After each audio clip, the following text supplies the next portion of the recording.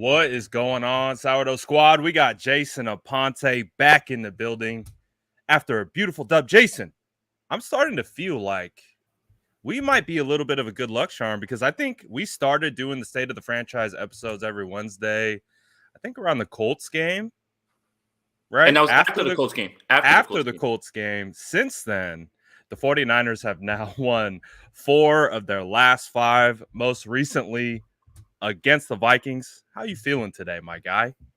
Great. December 1st, huge game. Seattle week. Team with in position to do something that I understand. Don't get ahead of yourself, but they have a chance to do something like end an era. And I don't want to get ahead of myself or be overly optimistic. But before we get into all that, let's talk about this Vikings game. But you could tell that I'm juiced. The Seattle week, there's a different vibe. For once, this is a 49ers team that's on the way up going into Seattle week, as opposed to Seattle being in that position, especially considering last year. Also, if you guys are noticing, this is on 2 different channels right now through internet magic somehow. So We're leveling up, Jason. absolutely. So for anybody that's in here, either on Brad's channel or my own, please hit that like button. Make sure you're subscribed to both of us. Hit that notification bell. When you hit that like button, it sends it up in the algorithm and gets more eyes on us. If you guys want to help us out, we appreciate everybody that tunes into our show every Wednesday, and it really means a lot. And that would be the best way for you guys to help us out at this point. Absolutely. And while you're liking and subscribing to both of our channels, let's talk about Jimmy Garoppolo, Jason. Let's start right at the quarterback. We kind of been bearing the lead with the quarterback the last couple weeks, but let's start there. What was your basically, what was the roller coaster of emotions for you, and what did you see from Jimmy Garoppolo in that performance against the Vikings? Yeah, I mean, suffice to say, after the interception happens, your heart rate starts to rise a little bit. It has to do so much with the implications of the game, playoff game in the regular season. If I've ever seen one, had that vibe going into it, had that vibe throughout the entire game. You know, a few high throws, the interception happens, but in 2019, after Jimmy Garoppolo threw an interception, his numbers were striking on the next drive, and that was something that you kind of hoped happened. And then you look over, or the camera pans over, and Kyle Shanahan is whispering affirmations in Jimmy Garoppolo's ear, whispering sweet nothings into his earlobes. Yeah, I love you, Jimmy. You're the greatest. It's okay, no problem. I'm just paraphrasing as to what he said. Let's go back out there, but Jimmy Garoppolo settles down, and I think that for a little bit right there, that kind of snapped Kyle Shanahan back into his game plan. Meaning, okay, right now Jimmy isn't as accurate as you want him to be. Okay, let's take something out of the playbook that I don't like, that right now he really can't do, and let's get back to basics, and that's what they did. The thing that I took away from this game from Jimmy Garoppolo and his 49ers team is things are not going to be perfect. It's not going to be like the Rams game. It's not going to be the Jacksonville game every single week like that. That's just not how this league works. But can you get punched? Can you punch back? And can you get back to your game plan? And I think that for as many bad throws as we saw in the first half for Jimmy Garoppolo, there were so many good ones in the second half. And that is the Jimmy Garoppolo experience. And it's the Jimmy Garoppolo that we have come to know and love. And, you know, it just is what it is. There's no further analysis. There's no need to dissect it any further. It just is what it is with Jimmy Garoppolo. But as usual, they got the win and they figured it out. But that's what I took away from Jimmy Garoppolo. Absolutely. And Jimmy Garoppolo is a 30-year-old quarterback. So he's not developing a brand new skill set or like really adding a bunch of tools to his belt. He kind of is who he is at this point. So, and I think it's kind of crystal clear that we understand Jimmy Garoppolo isn't going to be perfect, right? He's going to come out, he'll make a bad throw or a bad read here or there. But I think the biggest takeaway, at least from my perspective with Jimmy Garoppolo, was that he was able to come out so awful. Like, I don't know about you, Jason, but it was probably one of the worst, at least opening drives to a game I've seen in a while from Jimmy Garoppolo. I don't know if I've ever really come across, a situation where he just seems so out of sorts throwing high. He had the one really nice pass to Juwan Jennings over the middle on that opening drive, but then he ended it with a pick. It was just like, I think Joshua was talking about it earlier in the chat. He was saying, like after that first pick, it felt like, oh, this is a Trey Lance game. Like this is where it's going to happen. But shout out to Jimmy. With the self-inflicted adversity, he was able to bounce back and really, like you said, he made some good throws down the stretch there. But what it comes back to really is what kind of Jimmy are we going to get? And when he does make the mistakes, can he bounce back? And if he can do that, I think the 49ers will be in a pretty good position, don't you think? Yeah, absolutely. And the turnovers, right? I mean, there's that stat floating around when Jimmy Garoppolo throws an interception.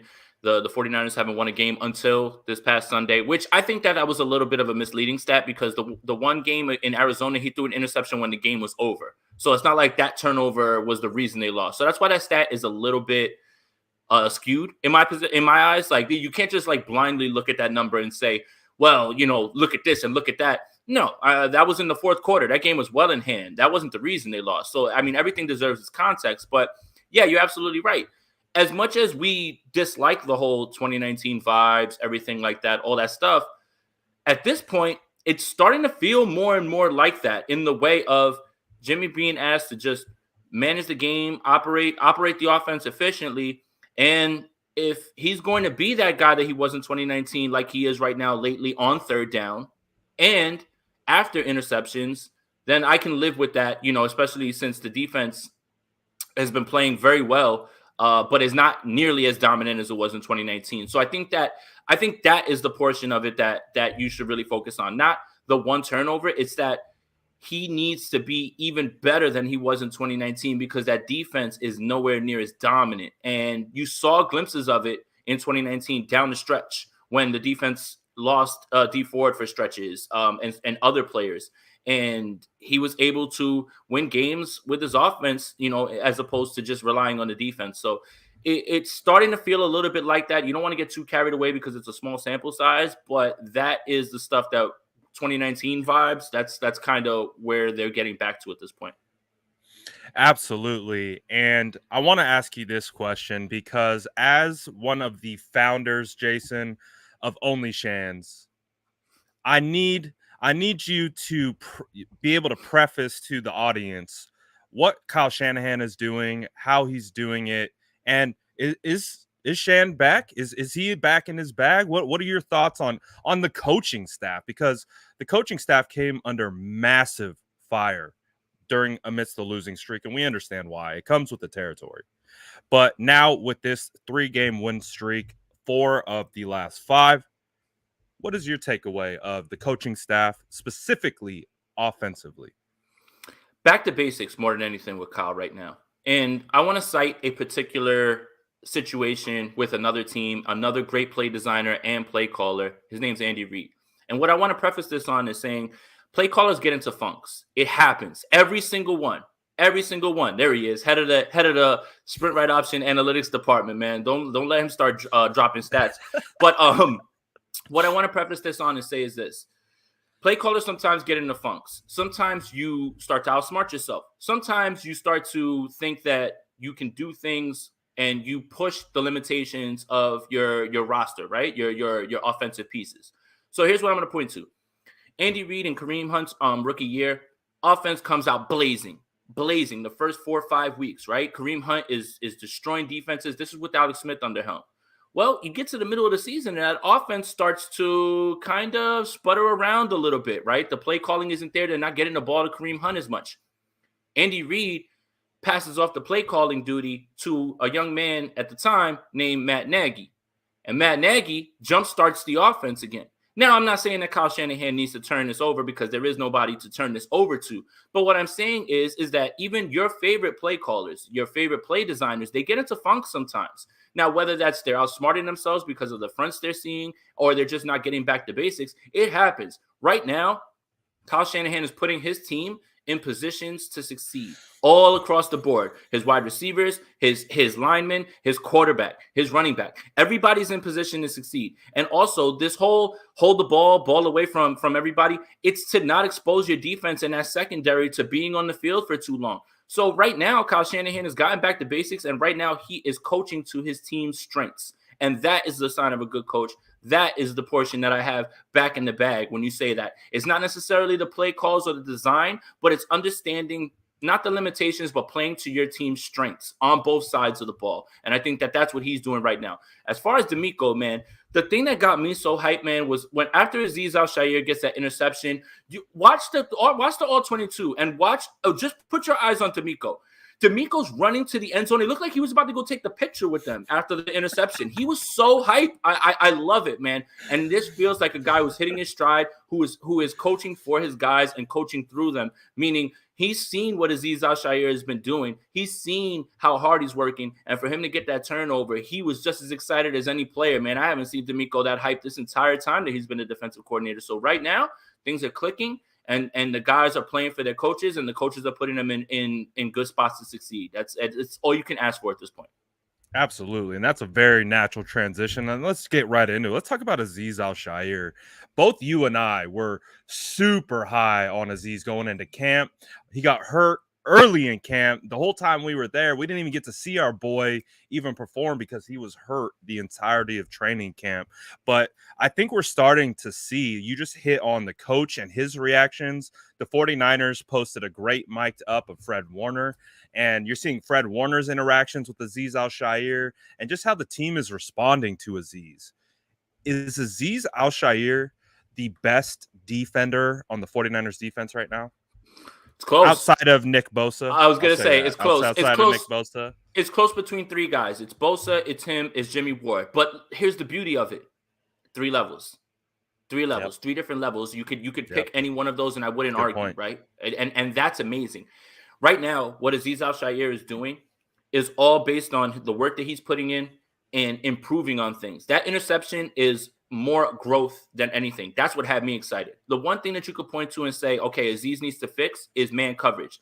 But right now, him being able to lock in on Kirk Cousins' eyes, undercut that route, and then convert the turnover is signs of a guy who is growing mentally every single day. And that's all because of the work, right? And right now, obviously, we're going to be going into this game against Seattle without Fred Warner. But Azeez Al-Shaair is going to be wearing that green dot. And he was always the backup Mike. So this is his time right now. And this is his time to continue to show his growth. And I couldn't be happier for this kid, man. I mean, again, the 49ers always find ways to find guys who aren't drafted high, not necessarily draft darlings or even drafted at all and get the most out of them. So, I mean, I couldn't be happier for Azeez Al-Shaair. It's always great when you see the progression because you can see the vision, right? You see the talent, you see it there. But then when you see the progression happen, it's almost like, you know how we talk about like, oh, our kids growing up before our eyes. That's exactly what it feels like. It feels like that because he's continuing to grow and it's happening at the right time because if he continues to grow and this defense gets everybody back healthy, I mean, the sky's the limit. And I think that's the portion that I'm so happy for with Azeez. I love the point that you made again about this team or this franchise or this regime, whoever's in charge of developing later round draft picks.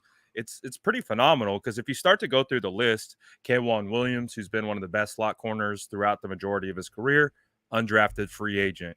You keep going down the list. You have guys like Kevin Givens who have been stepping up as of late. He's undrafted free agent. Fred Warner, 3rd round pick. Dre Greenlaw, 5th round pick. DJ Jones, 6th round pick, I believe, 5th or 6th round pick. Talanoa Hufanga, 5th round pick.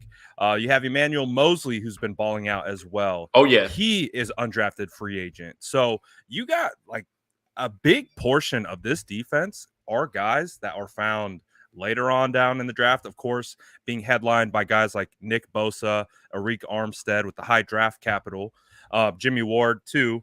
But for the most part, I mean, the defense is really stepping up regardless of where these players are drafted. What would you kind of put that to? Is that just them just being super good at scouting and being able to identify talent and then also being able to have a long-term plan for nurture as well? I think that it's that. And I'm not sure who gets the credit. You know, a lot of people say, is it Lynch? Is it Kyle? Is it Adam Peters? I can't put a finger on it, but for some reason they have an eye for traits. That's the thing that I always look at, right? That's why they continue to take shots on Jordan Willis and the kid that they just got from Houston, because the traits are there, and it's all about cultivating that, and again, putting them in position to win, right? So it's something about what they see in certain guys that other people don't, that they are able to get out of them, and that's the sign of great coaching right there. That is a sign of great scouting. So for as much as everybody talks about, well, the draft is a crapshoot, well, they've been hitting and missing on these guys. For every missed draft pick that they've had an undrafted free agent that has stepped in and is competing at a high level. And I think that is the portion that you should really focus on. As much as I yell about whatever happened with, Jalen Hurd or whatever, that it's become a running joke at this point. Wait, what happened with Jalen Hurd? No. Nothing happened with Jalen Hurd. It's just you're right. As much as that's a running joke, you still have to give them credit for being able to get the most out of Emmanuel Mosley, Azeez Al-Shaair, other guys on this defense and on the offense as well. So I think it's a lot about they scout traits, certain traits. Okay, you may not do this well, fine, but we're not going to put you in position to do that. We're going to put you in position to use your traits in the right way and not leave you out to dry. And then once I think the player starts to believe in themselves a little bit more when they start to see the success, because they're put in positions to win, and they continue to grow because of the confidence. And that is all going to coaching right now at this point, man. There's something that needs to be said about that. I've spoken to a couple players in this offseason, and a couple of them have spoke to multiple times about this organization and how they really do pour into their players. And I think exactly like everything that you discussed, that's what we're seeing come to fruition with these guys like Azeez, guys getting paid and rewarded like Emmanuel Mosley. It's really phenomenal to see. And so hopefully with this trend continues, because if we flip over to the offensive side, we got 6th-round gems like Elijah Mitchell throwing up 27 carries for 133 yards and a touchdown. That's 4.9 a carry. That's like 4.9 a carry, like that's we're right there with Mostert level of production. What has been your biggest takeaway seeing Elijah Mitchell return to the lineup against the Vikings? He just every week he's asked to do something different in the run game, and this is what I mean by that. Rams game, everything's in between the tackles, tough yards. They didn't run outside zone that much. This week, outside zone, inside zone, everything that you can. Like, and it's all about him being as flexible as he is with the actual, with the beating that he's taking, right? Like, this is the first time in Kyle Shanahan's regime here that he's got a bell cow. And right now, it's not necessarily something that he wanted to do, I believe. I think that it's more about necessity at this point, because let's just face facts. Raheem Mostert goes down. Trey Sermon's obviously injured. He's not what they thought he would be. Jeff Wilson was injured. Obviously, right now, Jeff Wilson is not playing well at this point. But Elijah Mitchell, out of necessity, has become this bell cow. And now he's responding week after week, right? And it's great to see the evolution, and it's great to see the flexibility of him, right? 1 week, Kyle Shanahan's asking him to get tough yards in between the tackle. Next week, we're gonna hit them with outside zone, and we're gonna get you these big runs. What I'm also impressed with is how he falls forward. Yards after contact. He's getting hit, and then he's going forward, and he's finished. I said on the last video here, people think we ruin players, injure players that can't develop guys. It's just not true. We straight created guys. For sure. 100%. And with Elijah, he gets hit at the line of scrimmage, and he falls forward for 2-3 more yards. I mean, that's the sign of a great running back. That's the sign of a dog. And I think when you really look at the draft capital, 6th round, it's an absolute steal. I mean, there's guys that have been drafted in the 1st or 2nd round that haven't been able to do what he's doing. Look at our own team, Trey Sermon, for example, 3rd-round pick. They traded up for him. He's on IR now. Right. And I understand that people are like, oh, well, you took him in the 3rd round. What are you doing? What's going on with that? It's like, man, you've got a 6th-rounder who's doing what you thought he would do, and better, I think, because he's faster. So it's like, don't complain at this point. It's just, plus you don't know what's going to happen down the line, right? Like, it's just this year. Like, who knows? So, and it's also cool, too, that we can talk about Elijah Mitchell in the category of Najee Harris and Javonte Williams, 2 very high-profile running backs, and they're kind of right there with each other. They're in the same category. So to me, that's a win, right? Yes, I mean, please don't bring up Javonte, because I've been getting killed all week for my opinion. Just my opinion. Right. My opinion. Well, yeah. share with us. Why not? No, I don't want to talk about this again. I don't want to talk about this again, Brad. Look, forget what I said. Forget what I said on Twitter. Elijah Mitchell is Hey, the greatest of you're all time. spitting facts though. You're spitting No, I facts wasn't. though. Everybody hated what I No, had to I say, and that's wasn't. fine. Remember on your stream right now. Oh I'm not Jason Cone. I'm Grant Aponte because now that I'm the new my Grant Cone, right? Like that's it. god. Because Oh, I have that's right. That's right. because I have That's an right. opinion. Right. No, look, I don't want to talk about that anymore because it doesn't matter. Javonte's not playing here at this point, and all that stuff is moot that I talked about because he's not going to get the shot to take the bell cow role until next season. So I'm almost screaming into the void because next year is when we'll be able to compare both of these guys as they both progress as the bell cow. So don't even worry about that. Right now, what you need to focus on is that remarkably, Elijah Mitchell sees 8+ defenders in the box almost 37% of the time. And that is incredible. We all know why that is. He still has 91 rush yards over expectation. And that is incredible, man. When you consider how loaded that box is, and he's still able to get those tough yards, man. It's remarkable what they're getting from him. He's having an unbelievable season. So happy for the kid, man. And you couldn't ask for more from a 6th-round pick. I think one of the things that I watch on tape, and we break it down all the time, is he still has room to grow, and a lot of room to grow. But even so, he's still producing. He's, like we said, 4.9 a clip. That's pretty special.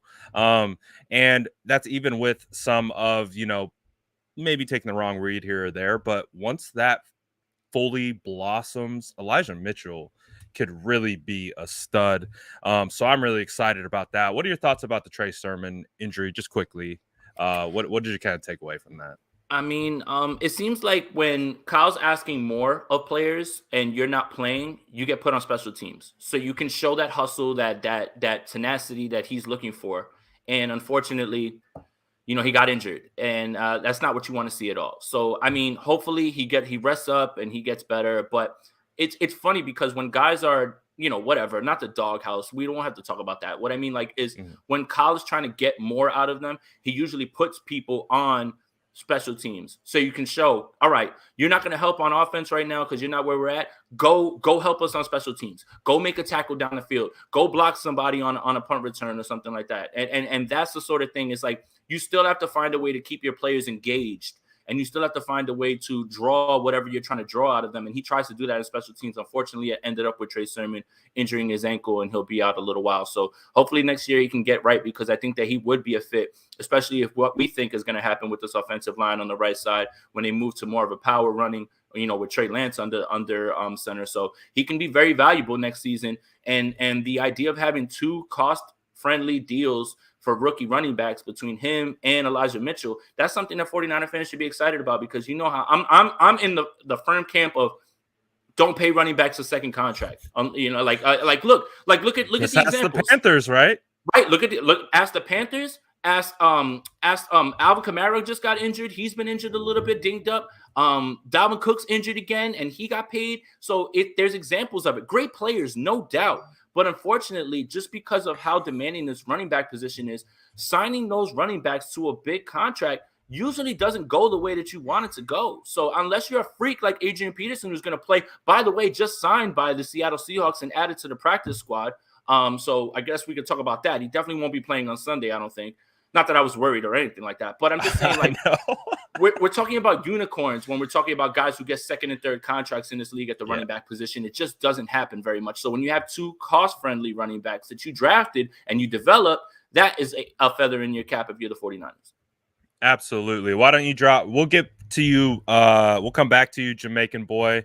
But why don't you drop the news on us, Jason? What just happened? So Seattle signs Adrian Peterson to the practice squad. Clearly, they need a boost at this point. If you know that their depth chart right now is Alex Collins, DJ Dallas, Travis Homer. I mean, nothing against DJ Dallas, who actually I think the most of out of all of them. Alex Collins has just not been particularly effective, and they want a veteran presence in there. So Adrian Peterson probably isn't going to play Sunday. I wouldn't worry about that. But if you're talking about going forward, I think that's somebody that they're going to try to at least turn it over to. But if you watch them in Tennessee, No disrespect, because you're the GOAT and you probably Right. would, destroy me if you ever saw me face to face. And I He's said one this of the right best running backs to ever of all grace our time. league. So But we'll start with there with right. that. He's just a little zapped right now at this point, and Yeah. I think that it's more for just stability at this point. I mean, at this point on December 1st, if you're signing running backs to your practice squad, the pickings are slim. And Adrian Peterson is, and if there's anybody, and let me preface that by saying this, if there's anybody who can just shut me the hell up and runs for like 200 yards in a game or something like that, it would be old Adrian Peterson, right? Like every time you feel like, okay, that's it, this guy's done, he'll just say, "Oh yeah," like he almost hurt us. Like I remember when he signed with Arizona, when they brought him over there after the Saints thing, they traded him. I was like, man, this guy's done. He runs for like 175 yards in his first game, and it's just like, man, like what kind of time is Adrian Peterson on, man? So, having said all that, I wouldn't expect too much, and I definitely wouldn't see him. We're probably not going to see him Sunday, but if there is somebody who could shut me up, it would be Adrian Peterson. I wouldn't bet against him, but I'm not in love with it. Well, I think it's funny too how you said that, because we've been trying to keep that same energy with Seattle. I mean, Seattle's limping into this game against the 49ers. Their record, seemingly they are what the 49ers are if we didn't win these last 4 games. Like that's essentially the path that they are on. It's fire everyone, blow it up. Like that's essentially where they are.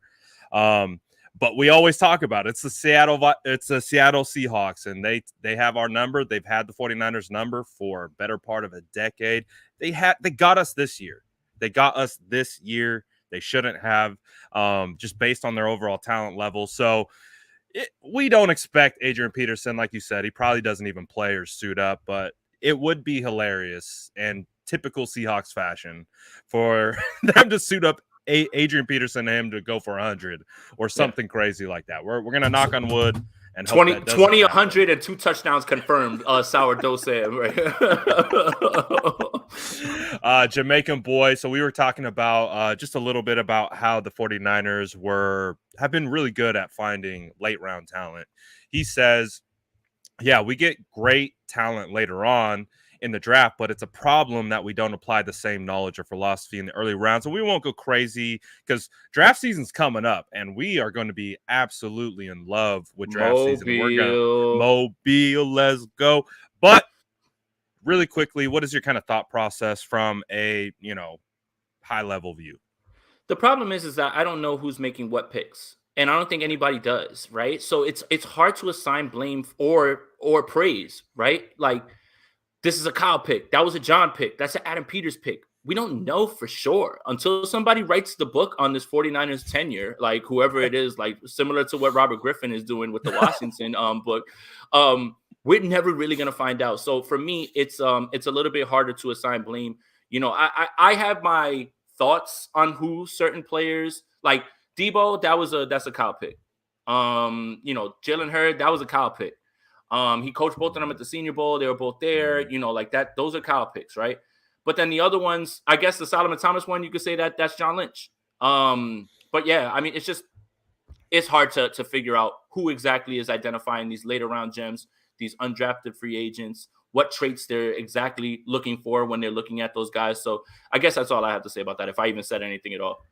Absolutely. And I think a lot of people tend to forget too. It's also on the player. The player has to fit the system. He has to come in and fit the role, and fit into wanting to grow as well. So it goes both ways. But let's hop back to, you talked about Deebo Samuel being a Kyle Shanahan pick. Deebo Samuel he's up there. Potential MVP. We've talked about that. He's just producing, and now he's kind of shifted almost to a running back role. He had 6 carries for 66 yards and 2 touchdowns as a rusher. Obviously, we know he's gone down with the groin injury, the groin minor 1 to 2 weeks.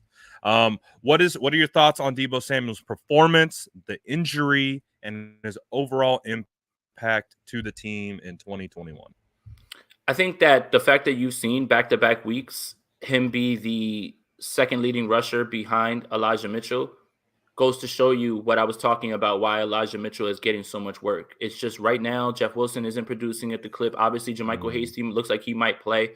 So it's out of necessity more than anything. The Elijah Mitchell bell cow thing and Deebo Samuel seeing those rushing attempts. For the Kyle ran him into the ground crowd, let me stomp that out right now. And let me do it really quickly. He didn't get hurt on a hit. He was already sliding down. And who's to say that if he was running a route that groin wouldn't have flared up? Would you feel better about that then? Would you feel better about it then and say, well, hey, he was running a route. That's fine. I think that people get a little that wouldn't fit away. their narrative, Jason. Right. That wouldn't. I think I think that's a little bit skewed when people are going crazy when it's talking about that stuff. And also, I am a firm believer of get the ball in your playmakers' hands no matter what. You know, Deebo Samuel was running the ball very well. He had that long run, and then everything else. Actually, he had that one long run, and then everything else was kind of bottled up a little bit in this game. But at the same time, I don't like the whole idea of people saying, well, he ran him into the ground. No. Like if he would have, hurt his groin running a route, you would feel better about that because it wasn't a rushing attempt. No, it's just that's something that's going to happen while you're playing football. Like, and that's it. Let's just hope that it's 1 to 2 weeks.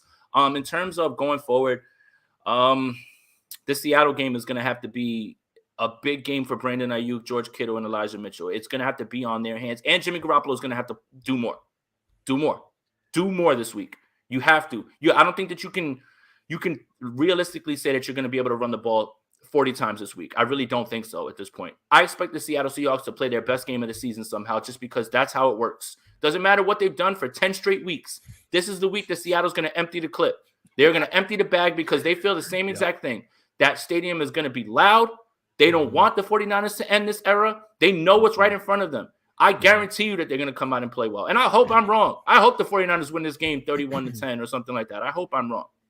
But in terms of what they're going to be missing, that safety blanket of, hey, let's just hand it off to Deebo. Let's throw him a tunnel screen. Let's let Deebo work. That's not there now. Now, you have to, it's on you, Jimmy. It's on you, George. It's on you, Brandon. And it's on you, Elijah. You have to be the engine of this offense now because you're missing the offensive weapon, as Ian Rappaport is calling him at this point, because that's what he is. Stop calling him a wide receiver. Call him the OW. But it's not going to be something that is going to be easily overcome. Like, that's not something that you can just say, oh, well, Deebo's not playing this week. Doesn't matter the opponent. What he does for this offense is so crucial. What he does to alleviate, tough down and distances and tough and big plays. That's it. Every time they need a big play, why is it always Deebo Samuel? So now someone else has to be that. And I think that that's the portion that has me, again, I sent out a tweet saying, fans are telling other fans, don't take this game lightly. Well, we're not playing. You can take it lightly all you want. The 49ers can't. And I don't think they will. I was just trying to be a jerk, I was just trying to be a jerk on that one. Like, fans can do whatever they want. If fans want to take this game lightly, go for it. Who cares? You're not playing on Sunday. Like, talk your mess, whatever. Right. It's just I saw somebody saying, well, if we lose this game, it's because of the fans. What? I mean, like, what are you talking about? Like, what do they have to do with it? My favorite's when I post something on my Instagram page and they tell me I'm going to be the reason why I jinxed it. And I'm just like, okay, that's fine. If you want to give me that power, I'll take it. But I agree. There's going to have to be someone who steps up, right? Deebo Samuel has been the spark. He is that guy to make the explosives. He's the guy who's getting the touchdowns and making the crazy plays. So obviously, Brandon Ayuk, George Kittle, Elijah Mitchell are going to be basically woven into the game plan even more. But who is a potential surprise producer that we might see? Because it's gonna have to be a lot of people to come up and try to help fill Deebo Samuel's shoes. Is there anyone that you got your eye on that could be a surprise producer against the Seattle Seahawks on offense? Jawan Jennings. Matt Mayoko came out and said that if he had to predict who would be the number 2 wide receiver, it would be Jawan Jennings. And when you do the things that Kyle Shanahan likes, run blocking, and Jimmy Garoppolo's best throw, one of his best throws of the game, was that throw to Jennings on the side of the end zone, and he couldn't get. I mean, I think he got his shin down. Whatever, it's not ruled a touchdown. Let's just call it what it is. It wasn't a touchdown, but he's a big guy. He's coming into his own as far as his routes. Now, if you can pass block, Kyle's going to put you out there all day. And it's in 2 receiver sets. I think that it's got to be him and Ayuk. I really do. So he seems to be getting in people's heads, both of them. The Ayuk and Jennings pass run blocking has been incredible as of late, man. It's been really good. Brandon Ayuk is pissing off every single person that he locks in on, and you gotta love that. Yes. So I think it's Juwan Jennings. I think that just based on his big target, radius, that helps. Big catch radius. You throw it up there, hope that he goes and gets it. That was the scouting report that I got from many people who were either Tennessee fans or scouted him extensively. Dog after the catch, and just and almost like a street fight. So and they're gonna need all of those things in this game because that place is gonna be loud. That people are gonna have to be composed. And if you can get the Seahawks off their game, in terms of all of that, then I just think that it's gonna be Juwan Jennings in this one. I agree. And this was the play that you referenced just a second ago. The almost Juwan Jennings touchdown. What a throw. What a throw. What an adjustment. What a route. All of it. Like from the start, the way he's able to mix up the cornerback, gets him with a little stutter, stacks him, and then is able to make the adjustment to the back shoulder.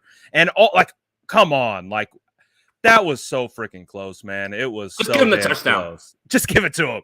Just give it to him, man. Come on, refs. Who cares what the rule is? Christ, man. What are we doing Christ, here? Christ, man. What are we doing here with these damn rules? Yeah, what is this? Come on, give us that. Close enough. I get it, though. You got to maybe get that foot down. But it's a beautiful adjustment, beautiful catch. This would have been touchdown number 2 on the day.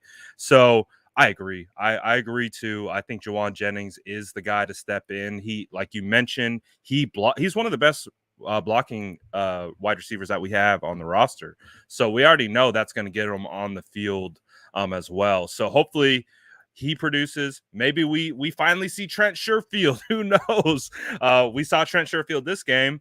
That was a big catch. He made that catch. What did you see on that catch? I just saw somebody with heart to go get it, and it was a third down.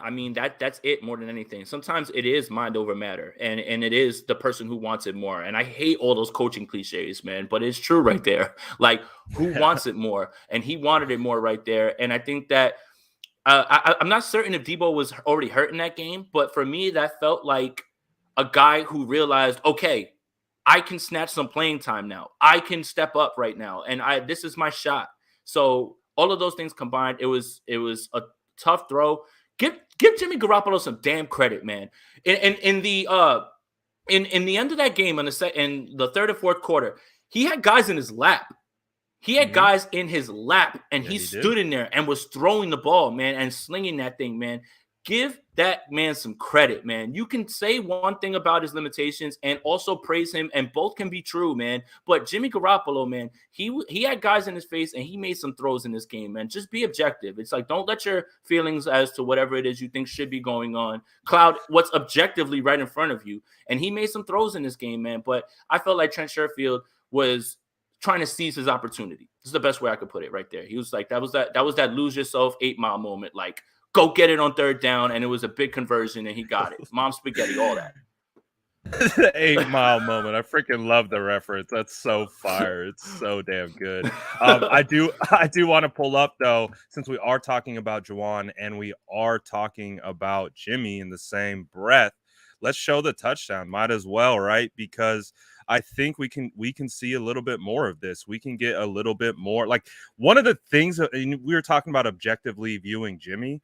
Like, we understand we get bad and good Jimmy, but this is great Jimmy. Like, on the move. I believe this is the play that your podcast is named after, right? Sprint, right, option. Joe Montana had a guy in his face and tossed. It looked like he was throwing the ball out of the end zone, but Dwight Clark was, rest in peace, was there for it. But yeah, it does look like that. It's almost the same exact thing. And again, look. Everyone's going to point to, man, that's like a 7-yard throw. It's ball placement, dude. It's about ball placement and putting it right where only his receiver can get it. He's a big target, and that's it. It's a touchdown. I don't care how many air yards he's got. Complete the passes when you need to and win the damn game at this point. Like, that's it, man. And he had a few of these throws like this in the game. You can objectively say that, yes, he was high on certain throws early in the game, but you can also objectively say he has some dimes and darts in this game, and he did going into the end of this game. So I'm a little tired of the whole discussion right now at this point. Trey's not going to play. while he's winning. That's it. Like, just let it go. It's obvious, or you don't have to agree. Next year, it's going to be what it is. But right now, when they're winning games, who can complain, man? Absolutely. Wake up, honey. We got a Wait, Jimmy Garoppolo Jimmy dart. Dart. Jimmy dart over the middle. Boom. Right to juice. You love to see it. And you're absolutely right. Jimmy really did settle in. I feel like the emotion of the game, and again, him starting out kind of poorly to begin with, felt really bad, but he really settled in. And like, this is good Jimmy right here. This is feeling it, being comfortable, and just letting it rip. And so hopefully that's the type of Jimmy that we get out of the Seattle performance, but we will absolutely see what happens come this Sunday. Let's see. What are your thoughts on the offensive line's performance against the Vikings defense? Now they're down a couple starters on the D line, but what was your overall thought process of it? I thought everybody was relatively solid. Obviously, when I'm talking about having people in their lap, there was a little bit of Brunskill, getting It pushed back was a bit. Like, and that's what I twice. noticed. Yes, that's Yeah, what I he got noticed. he got hit twice. Allow me to say something that probably is not on my 2021 bingo card. Tom Compton's been playing fine, man. Let's go. I don't know what the hell's going on here, man. What world are we living in at this point? I have But no I mean, idea. look. Hey, look. I know we joke a lot, right? But objectively, when a guy is playing solidly, you have to give him his dues, and it's just like, hey, man, Tom Compton's playing well, man, and this line is solidly coming together. And I don't know. I mean, obviously, Trent, right? You know Mhm. Trent. The only thing that I took away that was kind of a surprise was Laken Tomlinson had 2 penalties, and I felt like he never had a penalty all year, like at all. Like, Mm, and he mm. got 2 in the same game, which was I thought they surprising, were right? I thought they were terrible calls. Ticky Like tack, right? Ticky tack. and they were the same. It was literally the same thing. It was really bad. They weren't good But calls. what I'm noticing is the line is in line with the game plan, right? Everything is quicker throws. Everybody's holding their blocks good enough. And yeah, you mentioned it. Obviously, the Vikings were down some of the defensive linemen, but Tom Compton's been fine, man. And until he does something wrong, I'm gonna get up off him. So that'll show me. Hey, I'm even an O-line guy, and I freaking lost my mind when the 49ers kept Tom Compton over some other players. I lost it. And I was really nervous about Tom Compton, for reasons we understand, especially against what we saw when he had to come in and spot or play. And once McGlinchey went down, you're like, oh, God, like this is like we really see the difference here. But again, Tom Compton was in his bag. I've never seen that version of Tom Compton. I'm not going to pretend like I studied him in his younger years or anything like that, but Tom Compton was in his bag. He was blocking in the run game. He was pass blocking. The biggest thing that we talked about with why Jalen Moore got benched against the Jaguars. Jags was because of the lack of ability to pass off D-line stunts. Yep. With Tom Compton in there, it was like, nope, back to normal, business as usual. Nothing like it almost kind of feels like, and I don't want to sell Mike short, but it kind of felt like Mike was back in a sense, just wearing a number 66 jersey this time around. But with Tom Compton, I think we're really going to get a good test of what he's capable of because Dunlap is a much better edge player than he's played against since he's been in. We go back to, I put lots of respect on Mike McGlinchey. Mike McGlinchey got 1 or 2 times by Dunlap. And Tom Compton, we talk about, traits and scouting. His pass blocking is probably where he is lacking the most, but he's been serviceable since he's been in. So that's going to be one of the things that we're going to be watching. We're going to be keying on how they attack that, how they slide protection. What are they going to try to do? Are they going to overload his side? It's going to be interesting. It's going to be interesting to see. But the you got to put one step in front of the other. The first step was playing good against the Vikings, and he did that. So overall, though, phenomenal, right? Phenomenal for what we have come to think of Tom Compton.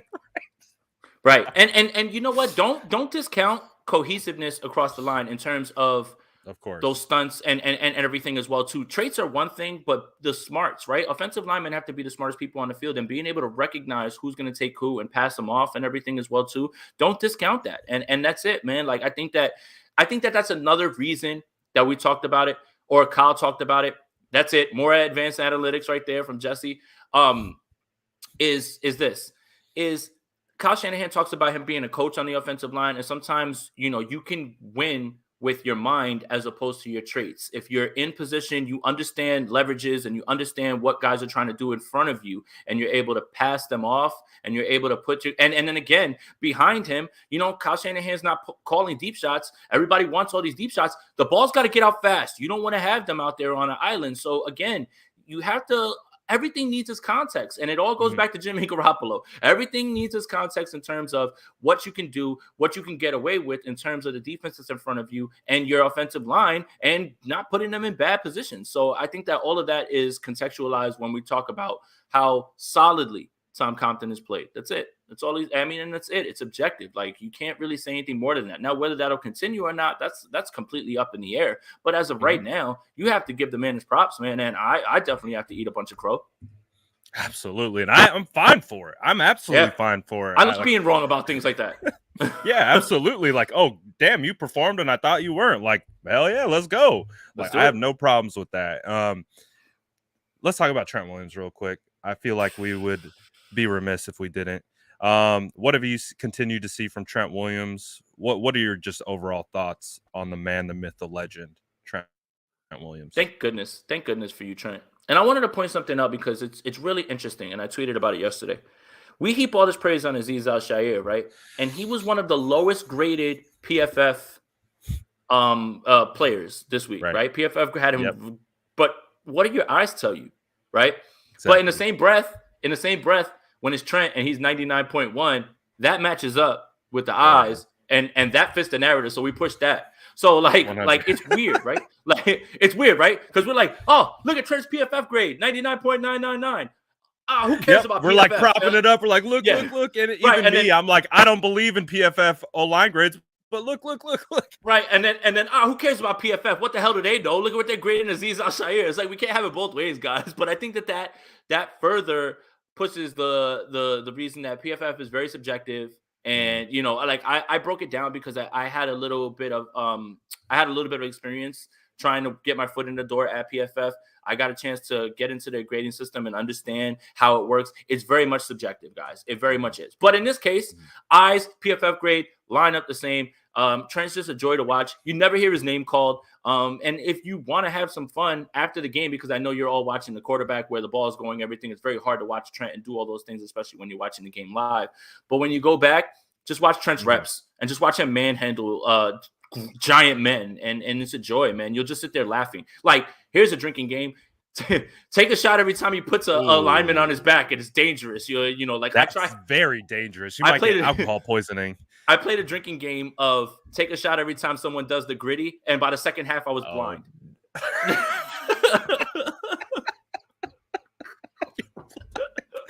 Jason was in the bathroom, locked and down on the floor after that. I couldn't even finish watching the game at that point, so don't even take what I have to say about the second half. I didn't watch it. I was in the bathroom, like I was seeing into the future. Oh my gosh, that's freaking hilarious. With the defense too, let's switch gears a little bit over to the defensive side. Obviously, Trent Williams has been having a legendary season on the left side, blocking some pretty stout edge defenders. But we have a stout edge defender on our squad. Nick Bosa has 11 sacks in 11 games coming off the ACL. And you can tell me what you think about this, but it kind of feels like he's not on an island, because he does. There's of course other defensive linemen, Arden Key, all these guys. But when we looked at how we envisioned the starting O-line, Javon Kinlaw, Eric Armstead, maybe more on the edge, and that would allow more flexibility, more one-on-one matchups for Nick Bosa. That's not happening. In fact, Nick Bosa is getting double teamed, I think, at one of the highest rates in the entire NFL, 28%. And I think that might be part of it. So what are your thoughts on what Nick Bosa is able to do from a production standpoint, with that type of attention put on him?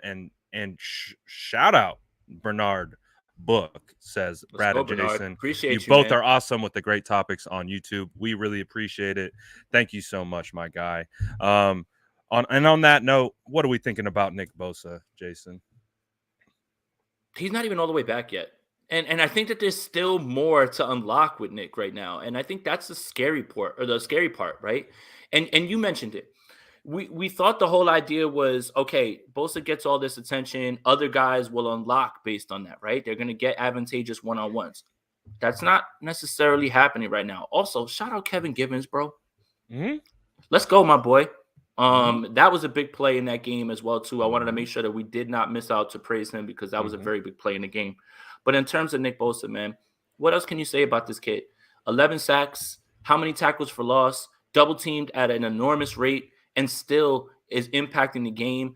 And I still feel like he's not all the way back from that ACL. There's still one more level for him to unlock, man. It's incredible. Shout out to the Arizona Cardinals for taking Kyler Murray. Thank you very much. Appreciate you. Now, shout out like in the way that you allowed us to get Nick Bosa.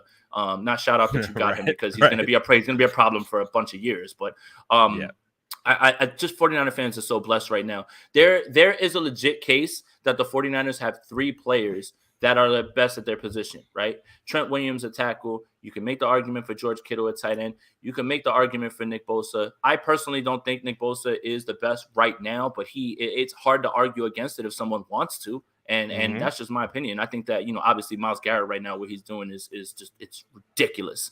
But Nick Bosa is not even all the way back from his ACL. So I think that's an exciting part for 49er fans, is that you potentially have 3 guys that are the best of their position, man. And that's a good point, Caesar. He never I see this man in headlocks and it doesn't, he never gets knocked off of his game. Right. Because that could send people into a rage. Right. Like you're not getting calls, and it happens every single week. But he just continues to say, OK, that's it. Next play, go. Keep going. And that's it. And I think that, it's so strange when you hear him talk in press conferences. He's just like, yeah, whatever, man. It's just like very soft spoken. But the man plays like a monster on game day. And like I said, I think that there's still one more level for him to unlock. And that is exciting as hell. Absolutely. And I'm really hoping to that with next level, with that next, we didn't even talk about Fred Warner, who was at one point considered, arguably one of the best linebackers in the league. What did you kind of see from Fred, and how do you think the 49ers overcome losing him for about a week or two? This couldn't have happened at a worse week. I mean, we just sang Aziz praise, but this Seattle game, I wish he was there just to be the calming presence, right? Keep everybody in line. Right. That's it. Like, get in the huddle. If things aren't going well, calm everybody down, get everybody level. Like, that's what I think that is going to be the portion that we're going to miss as much as his play, right? Like, I'm not discounting his play. I'm just talking about being that guy. Everybody calm down, do your job. This is what we got to do, that portion. Now, while I have no doubt in my mind that Aziz will be fine in this game, it's still it would be wrong of me to say that Aziz is just going to step in and be as good as Fred Warner. That's not real. Like, so I think that this is the one game that I wish, if there was a way that, like, hey, he plays right here in this game, but he's going to miss the next one, that would be fine with me. But the way that the way that the stadium is going to be loud, how loud it gets in there, I think they're just going to miss that calming presence from Fred in that huddle to just say, hey, listen, keep everything level, even keel, and keep just doing your job, right? Keep everybody level. And I think that's the portion that scares me. Absolutely. And I think Aziz was actually asked a bunch of questions about that today at the podium, about the green dot, about he has 2 helmets. He wears his regular helmet when he's not in the middle linebacker role. And when he has to switch to the mic, he has to switch helmets because only the earpiece is in the green dot helmets. And so he has 2 helmets. I thought that was interesting, but he was talking about that. He was talking about how typically he's coming to the huddle and he's just hearing for his play, his responsibility, and that's really all he's thinking about. Now it's a much different situation where he's leading the defense. He's getting everyone the information. He is now the communication from the coaching staff to the players. So that is going to be a bit of a learning curve. It always is. We know guys like in the past, Reuben Foster, they tried to give him the green dot. And they said, nope, we're going to take this back from you. And they gave it to Fred as a result. Having the green dot just isn't automatic. So it is a great point, something that could maybe rear its head. Hopefully not. Let's talk about the safeties though, because we've had kind of a revolving door a little bit with some injuries and things like that. But it feels like with Jimmy Ward, Jaquiski Tart, Talanoa Hufanga, they're starting to build a little bit of a rhythm. What is your kind of? I know you're locked in and really really strong at scouting DBs and doing all that kind of stuff. So what is your input on how specifically the safeties have been playing?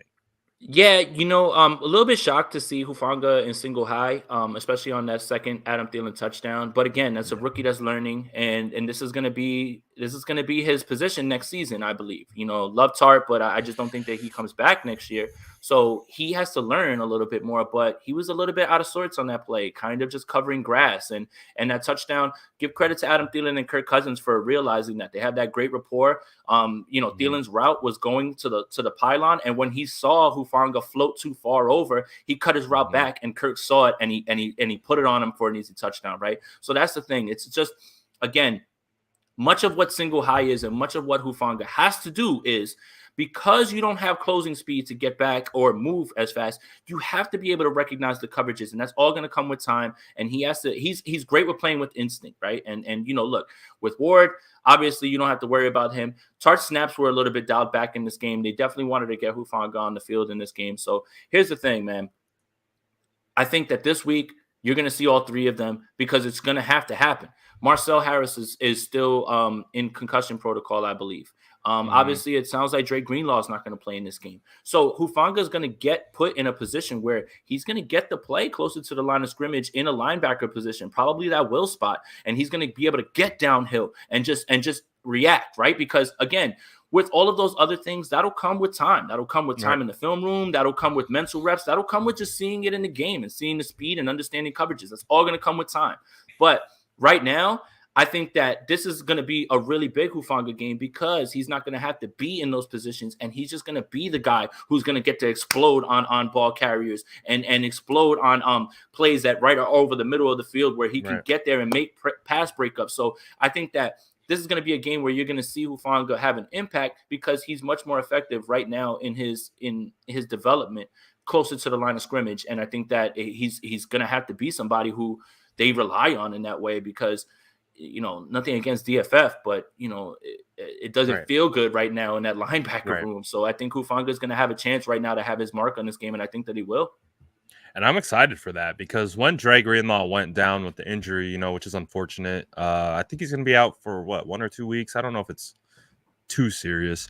But Hufanga came in, and I believe he was playing Will, and in back-to-back plays, he sniffed out 2 passes in the flat, and you see the instinctual cerebral ability of when he's able to flash immediately to that spot when he recognizes it, and you're like, that's what we like to see. It's the single high stuff when he's in coverage. It, as you discussed, it's a thinking man's game back there. You have to be on your keys and know your assignment. If they bait you into something, they're coming after you, and then they're going to come after you again if they can find a little tendency here or there. So it's actually a little bit better situation, I feel, for Hufanga. And like you said, I think he might even make a couple more plays as a result of being around the football a little bit more.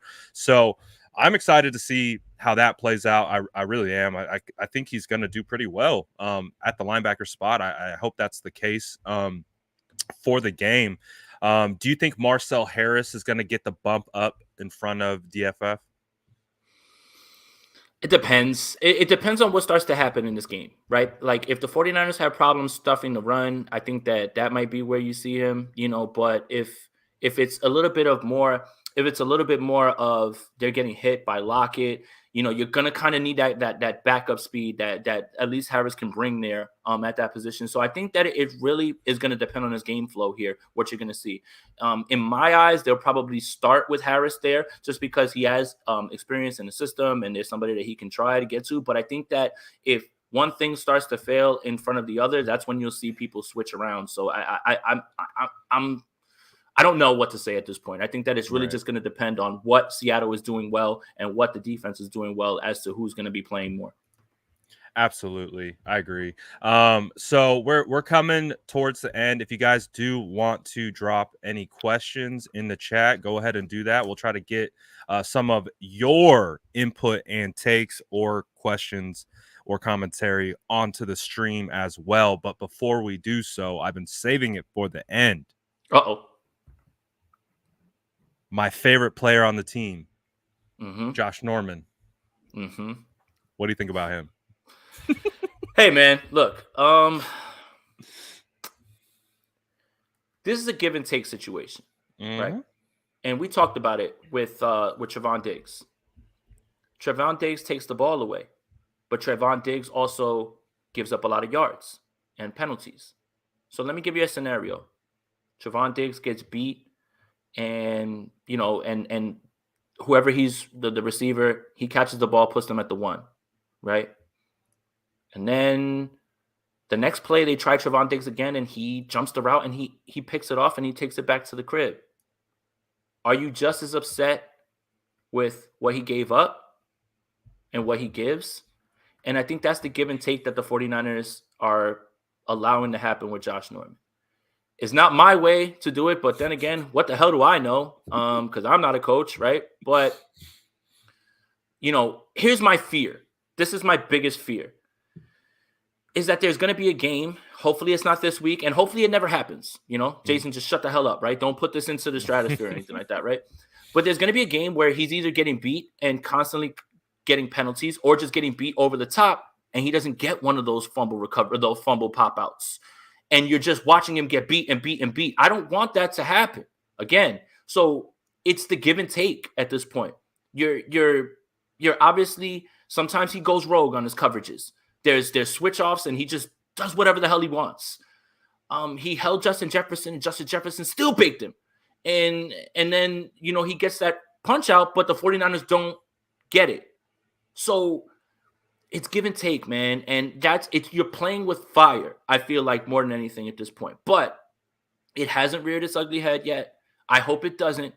But that's my fear with Josh Norman. So it didn't cost them in this game. And it hasn't cost them in games prior, really, realistically. I mean, the Arizona game, whatever, that he had that mistake and everything. We were both upset about that. We didn't think that he deserved to be on the field. But it's just like he's fine right now. He's fine. The only thing that I could say that the reason that he's allowed to do that is because Emmanuel Mosley has been so good on the other side. So good. And I think nobody is talking about that right now at all. He has been so good that whoever they're throwing at Mosley, he is not getting beat. And does that become a situation where they target Josh Norman more now, right? Because you don't even, it's not that Mosley is so locked down. It's that when you see an advantageous matchup, you attack it. And I think that that's sometimes where I get mad at the 49ers, right? A starting cornerback goes down on the 49ers side. And they don't try him, right? Try him. Right. At least try to throw the ball down the field. See if you get a jump ball where maybe he misplays it. See if you get a penalty. Try him. That doesn't necessarily happen. The 49ers don't attack matchups the way that I like them to. But in terms of what you're seeing, it's not that Emmanuel Mosley is like this lockdown number 1 cornerback. He's playing very well. But in terms of who do you attack, I think it's going to be Norman every single time if you have to pick between those two just because of how Mosley's been playing. So that's really just my fear more than anything, is there's a game where Norman gets beat and beat and beat and costs his team, and he doesn't get any fumble recovery and doesn't turn the ball over. And it's like, man, you just got cooked. And that's what I'm just afraid of. But, hey, right now they're living with the give and take. That's the best way I can put it. Absolutely. Bryant Culp asks, if Josh Norman keeps getting turnovers or creating turnovers, is it possible to see him on the team next year? I mean, it kind of feels like he could. Possible, but there's a lot of good free agents out there next year that you can sign for the low. I think that are younger, that can give you a little bit more in terms of single coverage. And if they get put on an island, they might be a little bit better. So we'll see. You know how Kyle likes his vets, man. You know how Kyle likes his guys, and if he likes what Josh Norman is doing right now, and he wants to come back, that's another thing too. Let's put this into perspective. And I guess this may come off as me defending Josh Norman. Josh Norman was on the couch, and they're not paying him much, and I think when you look at it like that, he has the most forced fumbles in the league. Mm-hmm. I think that's a pretty good trade-off, sort of. I don't even know if I'm saying what I want to say or if I even believe what I'm saying. I know what you're trying to say. Yeah. You're being very like logical and smart, and you're taking in all the factors, and you're laying out a very logical, sensible take. Yeah, and I'm trying to. I don't want to be all angry. It makes a lot of sense. I'll be angry. Okay. I just don't like him. I can't say it. Wow, that's usually me. That's what the spicy takes. Let's go, spicy sourdough. Apparently, Josh Norman has unlocked spicy sourdough Brad because since I've been covering this team in 2017, I've never talked about a player like this. But I just can't do it. There was a clip, I don't know if you saw it, of him. They were like, I think it was around a scrum or something, and he's banging his hands on the back of Adam Thielen, like smashing him. Like the week before, he stepped on Van Jefferson by stepping over him, Tyrone Lue style, and then just straight up cleated him. I'm sorry. I get what you're saying. And the logical, sensical part of my brain is like, yeah, if he's creating 7 forced fumbles in the short time he's been here, that's valuable. Because when coaches look at the main statistics that, how do you win football games in the NFL? Most of the time it comes back to who turned the ball over. So that is a very huge, important thing. But it's like, to your point, what's the best of both worlds? Are we willing to give up, are we willing to have him vacate his zones and give wide open shots to Justin Jefferson down the left side of the field and just deal and live with that? Or and I know where we're at. We're going to deal and we're going to live with it. And he's going to stay. He's not going anywhere. If he would have been cut, he would have been cut already. So it is what it is. I just can't stand him. I really can't. Like, every time I watch him on tape, he infuriates me. Well, I get more upset of the simple stuff because you're a veteran, right? Like, if K1 is passing off a route to you and he's alerting something to you, come on, man. What are you doing? And then that's kind of what brings me back to, like, Kyle, are you yelling at him? Are you like, dude, Mo Alley Cox gets a walk-in touchdown because you run to the line of scrimmage when Tart's telling you about the switch off. It's a basic ass rub route. You are not a rookie, dude. Do what the hell? Like, if you even clean that little portion up, I can live with that. But the whole like going rogue and doing whatever the hell he wants, like that stuff is like the stuff that I don't understand. Like, what are you guys doing? Especially with Shanahan, he's like very like by the book, like do it my way or the highway. Yet Josh Norman, like I don't know, this is weird to me. Dude, like in the Rams game, K'Wan Williams is passing him off, and it's passing off Cooper Kupp, and Norman's like, nah, I'm just gonna run to the middle of the field, leaving a wide open throw to Cooper Kupp, and it's like, dude, it's like Kyle Shanahan.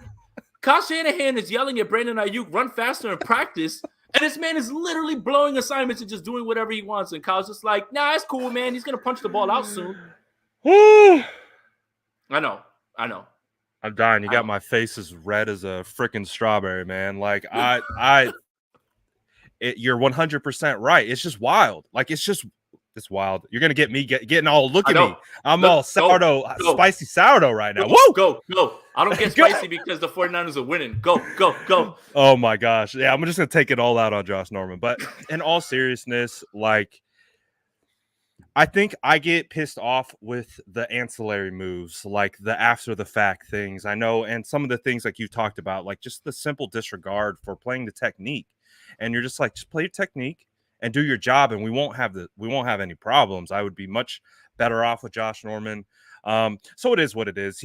I like him now that we can have like kind of like a punching bag on the roster. It is what it is. Like, I have fun with it now. We moved on from Compton to him. Exactly. So it is what it is. But he is infuriating. He really gets me Again, going. too, and that's He another chaps thing, my right? high, Jason. Right. The other thing is like diminished skills is one thing, dude. Cover your assignment. That's it, man. And you are not a rookie in this league. If Diamador Lenore misses an assignment, I'm not gonna give him slack. Learn from it, get better. But what the hell, man? It's right there in front of you. Yeah, it feels like that. It feels like if he runs up on Norman, like, hey man, you missed your assignment. Yeah, and what? Like he's gonna tell Kai, like, yeah, and what? I do what I want, man. Oh my gosh. Yeah, what are you gonna do about it? I'm gonna punch you in the face. What the hell? And Lil Wayne's a whack rapper. He probably just tells Kyle that all the time. And Kyle's just like, all right, man, go give me another turnover. Go give me another turnover. Right. I mean, just go punch the ball. Yeah, it's cool, man. Whoo! Yeah, this is the only thing that will make me go tilt at this point. But it is what it is. So we'll keep coming after this every week. We're gonna get something new from Josh every week. Oh my gosh, Norman Watch is legit this year. It's so much fun. I'm so excited about it. I'm so happy how red you got. That was really dude, the best part of all this. Oh my, that is spicy. literally spicy habanero sourdough bread. You just saw it live in person, and the white hat too. Dude, it's beautiful. So talk to me a little bit about just how they can take this momentum that they built and keep it going against Seattle, because they're going to Seattle. We know Seattle's in a raucous environment. How do they go win there, even regardless of what we perceive Seattle to be? This Seattle game is always the litmus test for any successful 49ers team, right? How do you play against Seattle? And when you talk about who they're missing, Fred, Deebo, Greenlaw, McGlinchey, you're going to be missing players in this game.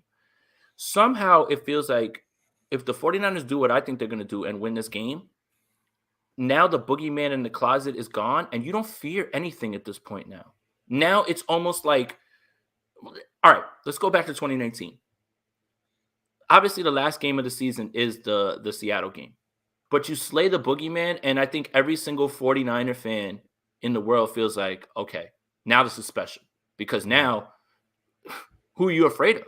And I think that's when you consider who's not going to be playing in this game, it springboards the 49ers into, okay, now you're in position to do something really special now. Now you can start to rattle off these wins and move up more than anything. But I think that the litmus test is always Seattle.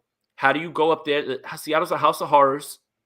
And when you talk about what's on the line here in terms of an era for Seattle, and just how this team should be viewed going forward, right? We know that there's a hierarchy right now in the NFC, right? It's Green Bay, it's Tampa Bay, I guess it's Dallas. I don't know. It's Green Bay and it's Tampa Bay and Arizona. I'm sorry. And those three. It's those three teams. And then everybody else is kind of in the same sort of tier, right? You might have a better record right now, but you're one game behind the Rams. And if you continue to take care of business and win your games, you're going to keep moving up, right? So I think that this win will speak volumes to what this team is and what we think this is. I know we said that last week with the Vikings game, but now when we're talking about what you're missing and who you're playing, this will actually really tell you who this 49ers team is right now and what they're actually capable of. Because if they can go in there and do what I think they're going to do, which is win this game, I think that you can start to view them as, okay, now you're really that team that nobody wants to play anymore in the NFC. Like you're that team that if the 49ers, wherever they finish, and they're probably not going to get the first round bye, barring something miraculous. Now, that first round, if you're Green Bay and you see the 49ers walking into your building, you're not like, oh, you're like, oh my goodness, man. And that's the team that you want to be. And I think that if the momentum continues and they're able to finish this one off right here, this one feels so important for the confidence of the team and how they should be viewed. If you're able to do that, then you become that team that you want to be going into the playoffs, that team that nobody wants to play. Spitting, brother. You're absolutely spitting. Well said. Eloquent. Beautiful. I love it. I don't even want to follow anything up with that. It's that Great. second cup of coffee, man. It's got me like, It's hitting. yeah, now it just hit.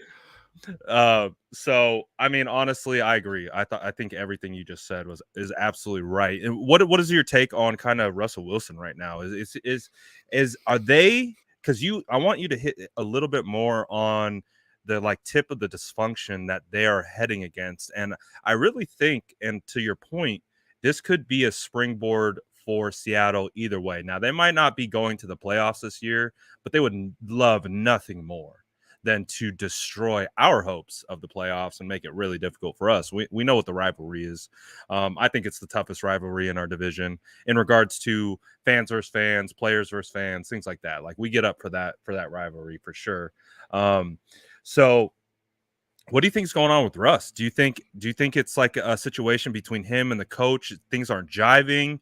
What is going on with that offense right now? Obviously, they don't have running backs, and we understand what that's like. We've lived that life. But is there what are some of the things that you're seeing from that offensive unit? Because they've been the ones that have been tearing us up in years past. So the trend of the way that Russell Wilson has been playing this season has been happening since the second half of last season. And what I mean by that is I don't know if people notice, but Russell Wilson doesn't go through his progressions. Meaning, there's guys running wide open right in front of him over the middle of the field, but he just wants to chuck that moon ball. And I don't know how to explain it. And I wish Game Pass worked where I can go back and look to see if maybe it was all masked. It was all masked by, him with his legs and hitting those throws. But when those throws aren't there down the field, Russell Wilson is missing wide open guys. I posted a tweet in the Washington game. Literally, there's a guy with nobody in the middle of the field on him, wide open, screaming over the middle of the field. He chucks it down the field to Tyler Lockett, and it's an incomplete pass. And it's been happening since the second half of that season. We saw in the first half of last season, Russell Wilson in that offense was downright scary, man. And this is under Brian Schottenheimer. Was downright scary. They're hitting Lockett for everything. DK Metcalf is going crazy. And then it fell off a cliff. And I started to watch them, and I'm like, well, look at that guy wide open. Look at this guy wide open. What is going on? Why is this not happening? Okay, fast forward into the offseason and fast forward into this season. They make a move. They bring in the pass game coordinator from the Rams. Okay, a chip off McVay's block. Okay, better scheme, I would say, than Brian Schottenheimer, wouldn't you think? Obviously, with Sean McVay, because Brian Schottenheimer for a long time was run on first, run on second, and save us on third, Russ, please. And that whole we have to run the ball.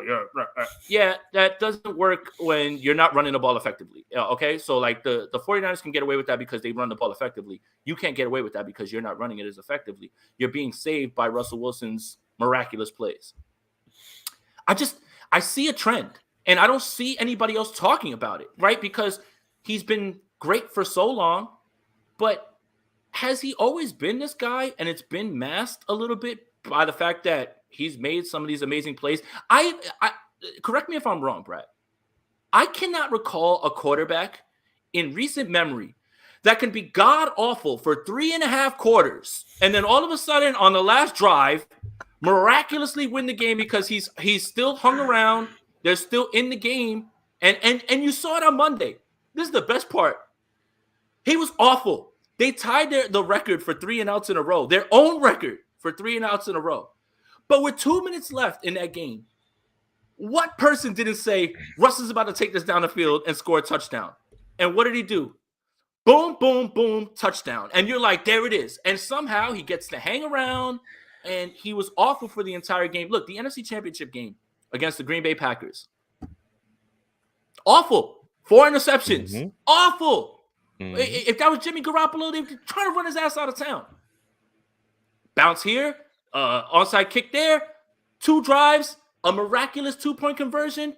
Boom. You're going to the Super Bowl. I've never seen a quarterback be so bad in games for so long. And then all of a sudden find a way to pull a rabbit out of a hat like Russell Wilson. Having said all of that, and I know this is long-winded, Oh, I I love it. fully expect, toss everything out that you've seen these last 10 weeks and everything. I fully expect Russell Wilson to have his best game of the season, hands down, no questions asked in this game. Fully expect it. I think it's hilarious that you brought that up, because as you were kind of getting to your point, I was thinking about all the past games that we played against Russell Wilson and how he really hasn't had great first halves. He hasn't really come out and just dominated the 49ers defense and led his offense to a 4 quarters of just pure dominance. What do we get PTSD about? We get PTSD when it's the middle of the third quarter, we're up 2 touchdowns, and we know Russell Wilson's still going to have about 3 or 4 more possessions on the other side, because he does exactly what you just said. He can have a terrible game for 3 quarters, 3.5 quarters, but if you give him 2 or 3 possessions at the end of the game, they run their kind of, it's kind of his style of offense, right? Where he can escape, he can create, he can kind of will the team back to win himself and do it in certain ways, which against the 49ers, right? It's escaping out of the pocket. It's the bailouts. It's the it's holding them to like 3rd and 12, 3rd and 15, him just rolling out and being able to scramble for a first down and doing that over and over, just the dagger, dagger, dagger. And then they build the momentum right there at the end. And we've seen them come over the top over the 49ers a couple times in this last decade doing that same thing. So I agree 100%. I think you're 100% spot on with Russell Wilson, regardless of how bad he plays or the offense plays. If he's got 2 or 3 possessions left in him and it's a 2-score game, he's probably going to show up. So exactly to your point, we can't take the Seattle Seahawks lightly at all. No, and I wouldn't even feel comfortable if they were up like 4 touchdowns. I don't know what it is. Like, look, they almost even got the onside kick in that game after they botched the 2-point conversion, which also he missed another read. DK Metcalf is screaming across the back of that end zone with his hand up. And if he throws that thing to him at the back of the pylon, that's a tie game, and they probably go on and win that game. But all the bounces always seem to go their way. Every call seems to go their way. The kicker got injured, and that's the only reason that game wasn't put away. Why? How? Every single time, it's always them that gets the bounces. I'll never understand it. What sort of deal has this franchise made with whoever is pulling the strings? The football gods. It's always them. It's always them. I've never seen a team get every single thing break their way. The only time that it didn't break their way was when Malcolm Butler jumped in front of that pass, and that was it. And that was kind of self-inflicted, though, because they could have ran the ball. They could have just ran the ball with Marshawn, and there you go. Pete Carroll wanted to get him that Super Bowl MVP. That's it. Well, even against us, you can even use that same exact narrative against us in 2019. They were on the 1-yard line. They were on the 1. Marshawn. Yep, and they were on the 1-yard line. They were about to go in. I'm hyperventilating because I'm like, oh my God, they got Marshawn Lynch just for this game, and he's going to be the one to win it on the 1-yard line. Penalty. Drops him back 5 yards.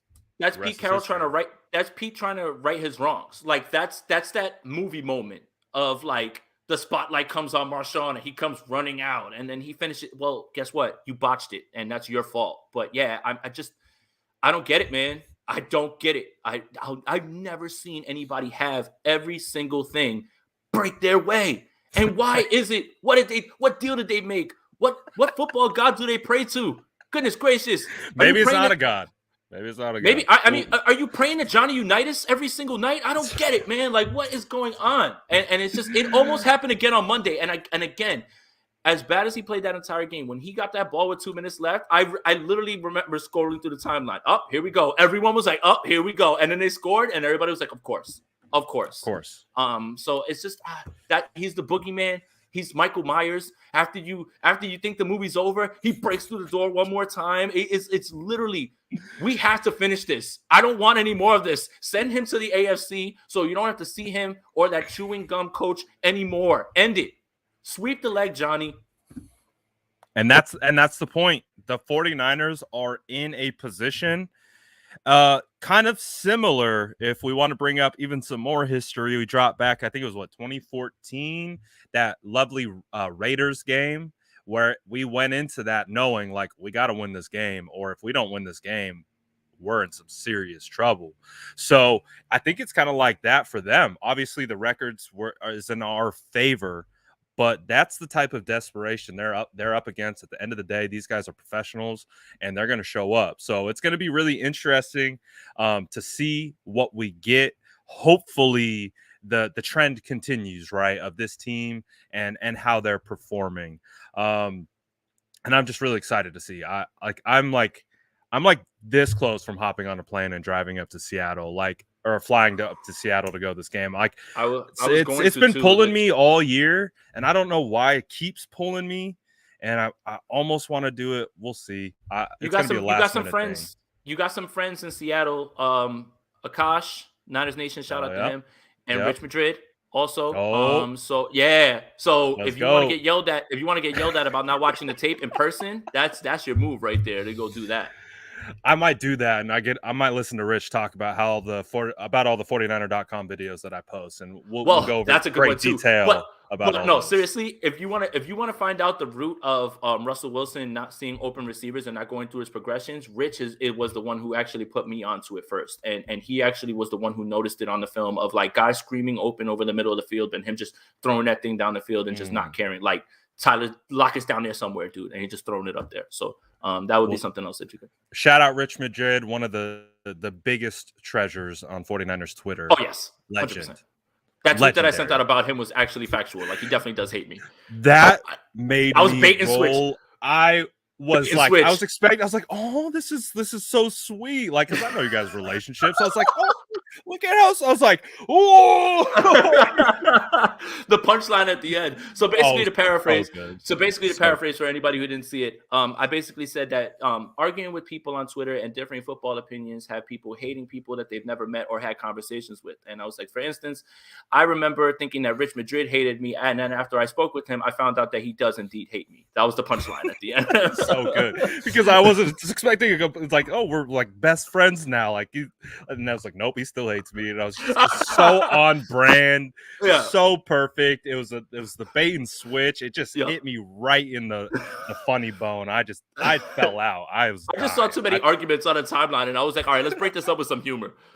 Even while the 49ers are winning, 49ers Twitter continues to cannibalize itself. There's no other brand of Twitter like it online right now, man. Absolutely. And Jason, this has been a fun episode. Before I think we're getting to that point. Really quickly, shout out the chat, bro. I love this dual stream. Like, we're streaming on both our platforms, so we have a little bit of a mix of the community. Chat's been on fire. The chat is a vibe today. So we appreciate you guys tuning in, watching, and engaging with us. You guys make these streams so much fun.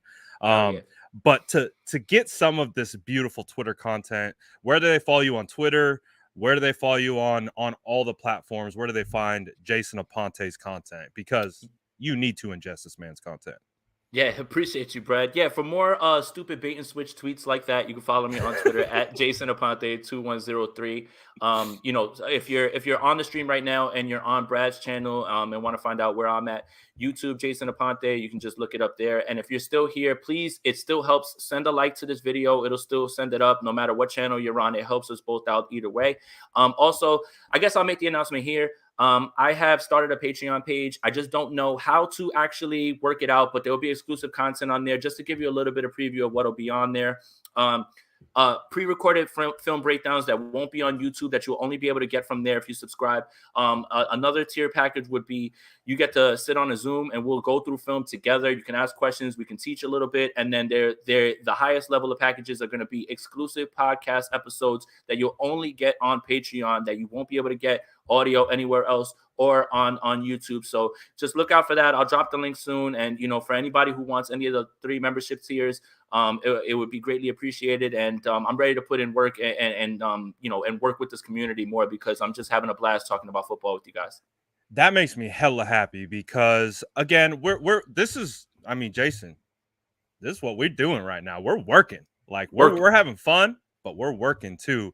So I love that you are developing the Patreon, and this man has earned the ability to generate a Patreon. So that content that you're going to be getting is going to be top notch. So please make sure you subscribe to that because it's going to. I just got to figure out how to use it because I'm a Because I'm a boomer. I'm a boomer. Well, while Jason's figuring out how to use his Patreon, the 49ers are going to be heading up to Seattle to try to get a victory and end the era of Russell Wilson and good old Pistol Pete up there. So hopefully that's the case. And when we come back on next Wednesday's State of the Franchise episode, man, we're on good momentum. Like we talked about at the start of the show, we started doing these episodes at the end, or excuse me, after the Colts game. The 49ers are 4-1 over that span, so maybe we're the good juju. We're going to keep it rolling. We'll be back next Wednesday around the same time, about 1:30. Tap in, join us, have a good time. Make sure you subscribe to Jason Aponte's platforms, my platforms as well. You guys know where to find me. Until next time, Jason, it's been a blast. Everyone,